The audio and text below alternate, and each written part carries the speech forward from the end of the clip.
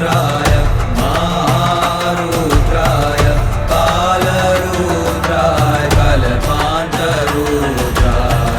वीररुद्राय रुद्ररुद्राय घोररुद्राय अघोररुद्राय। বাংলার মাটিতে কোনো কোনো শৈব বা শাক্ত রাজা বা জমিদার নির্মাণ করেছিলেন সারিবদ্ধ শিব মন্দির।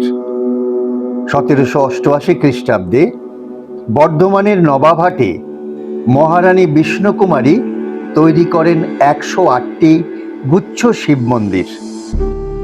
1809 খ্রিস্টাব্দে মহারাজা তেজচন্দ্র বাহাদুর অম্বিকা কালনায় প্রতিষ্ঠা করেন 108টি সারিবদ্ধ শিব মন্দির। 1852 সালে কলকাতার বরিশায় এবং 1855 সালে দক্ষিণেশ্বরে দ্বাদশ শিব মন্দির গুচ্ছ নির্মাণের বহু আগে আনুমানিক 1590 নাগাদ জমিদার ছকুরাম চট্টোপাধ্যায় প্রতিষ্ঠা করেছিলেন চতুর্দশ গুচ্ছ শিব মন্দির। কোথায়?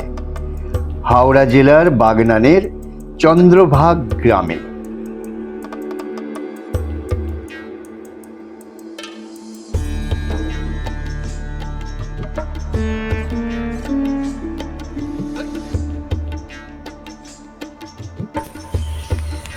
হরনাথ চট্টোপাধ্যায় শান্তিপুর থেকে, তার বা আরও 3 ছেলে, মোট 4 ছেলে, ছকুরামবাবু তো আগেই চলে এসছে, এবং একমাত্র মেয়ে ভুবনেশ্বরী, তাকে নিয়ে এখানেই শিফট করলেন। প্রতিষ্ঠিত হলো চাটুর্যবাড়ির, চন্দ্রবাগের চাটুর্যবাড়ির, মানে ইনে নাটসেল যদি বলা যায়, এটা চন্দ্রবাগ চাটুর্যবাড়ির প্রতিষ্ঠার ইতিহাস, একদম প্রাথমিক ইতিহাস। তারপরে তৎকালীন নিয়ম অনুসারে উনি যেহেতু হিন্দু ব্রাহ্মণ, প্রথমে শুরু করেন কালী পুজো।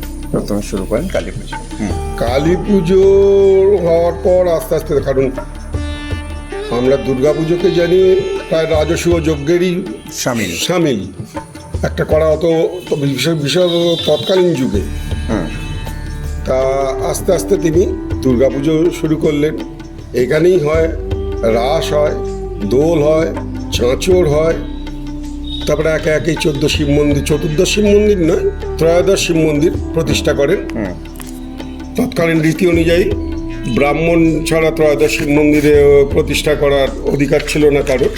এটা কি এক পুরুষেই প্রতিষ্ঠিত হয়েছে?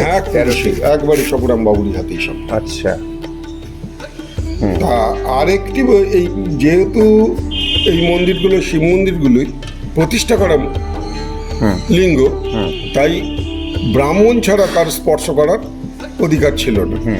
ফলত বাড়ির মেয়ে বউয়েরা কোথায় পুজো করবে, তার জন্য আর একটি মন্দির প্রতিষ্ঠা হয়, যেটা নিয়ে 14টা শিব মন্দির। আচ্ছা। তা সেই মন্দিরটি ছিল আমাদের একটা প্রতিষ্ঠা করা পুকুরের পাড়ে, যেখানে আমাদের আগে বিসর্জন হতো।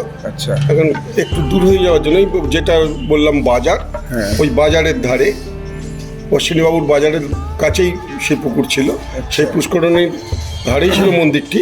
সেটা বর্তমানে তুলে এনে আবার এখানে বসানো হয়েছে, বাড়ির কাছাকাছি হবে বলে, একটু দূরে আর যাবে কেন। কিন্তু ওই মন্দির আগে এখানে ছিল না, ওটা ছিল ওই পুকুরের ধারে। আচ্ছা। তাকে সংস্কার করার সময় এখানেই সেটাকে স্থানান্তরিত, পুনঃপ্রতিষ্ঠা করা হয়।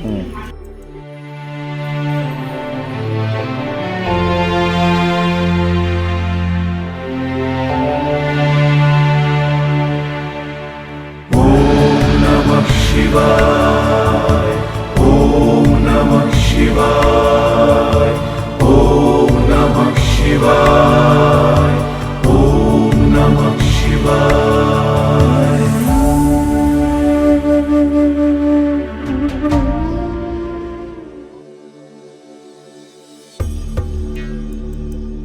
জমিদার ছকুরাম কাশী থেকে শ্বেত ও কৃষ্ণ উভয় বর্ণের শিবলিঙ্গ এনে আটচালা স্টাইলে নির্মিত এই গুচ্ছ মন্দিরগুলোতে প্রতিষ্ঠা করেছিলেন। ছকুরাম জমিদারের উত্তরসূরিরা সযত্নে এই মন্দিরগুলি রক্ষণাবেক্ষণ করছেন। আর নিত্য ও বিশেষ পূজা কর্মাদি নিয়ম ও নিষ্ঠা ভরে চালিয়ে যাচ্ছেন। এত প্রাচীন সারিবদ্ধ শিব মন্দির খুব কম জায়গাতেই আছে। ॐ नमस्तुभ्यं विरूपाक्ष नमस्ते दिव्यचक्षुषे नमः पीनाकहस्ताय वज्रहस्ताय वै नमः नमस्त्रिशूलहस्ताय दण्डपाशाशिपाणये नमस्त्रैलोक्यनाथाय भूतानां पतये नमः। আজ এই অবধি। দেখবেন ফিল্মওয়ালার আরেকটি ভিডিও, ছকুরাম জমিদারের 10 দিনের দুর্গাপুজো। লিঙ্ক ডেসক্রিপশনে দেওয়া আছে। এই ভিডিওটি লাইক, শেয়ার, কমেন্ট করবেন, সাবস্ক্রাইব করবেন ফিল্মওয়ালায় থাকুন। আজ চলি, ধন্যবাদ।